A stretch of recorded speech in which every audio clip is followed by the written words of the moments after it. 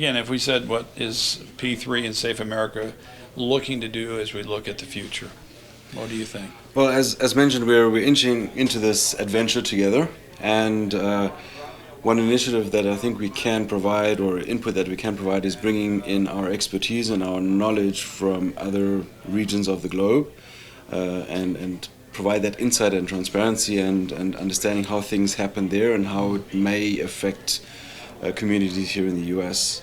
I think we can really support in terms of strategic planning, really understanding how to bring the different partners together in the community and how to structure these models and concepts together.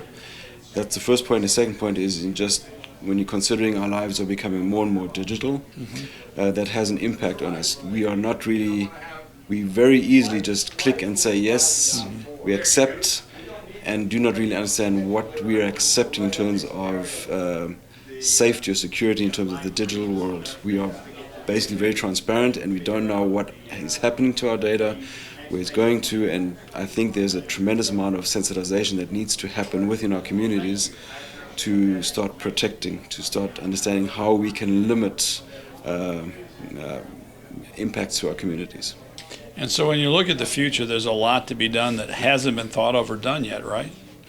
Absolutely. I mean, it starts off, if you, depending on which generation you're in, from the youngsters who don't even give it a second thought, to the older generation that are very hesitant and that do not clearly understand what the true impact is of using data and apps and applications and these services. So there's a tremendous amount of, let's say, education and teaching within the community to bring safety to another level.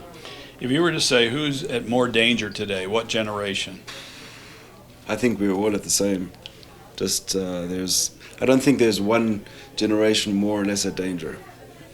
But everybody's at danger, and everybody doesn't perhaps understand what they need to do. I think if you work in the industry, if you're working for these tech companies and you clearly understand what is actually being done with the data and how they can monitor and track you. I mean, just look at that, the movie that just recently came out, I think it's called The Great Hack or The Big Hack, how demographics are being manipulated to the benefit of a certain political will.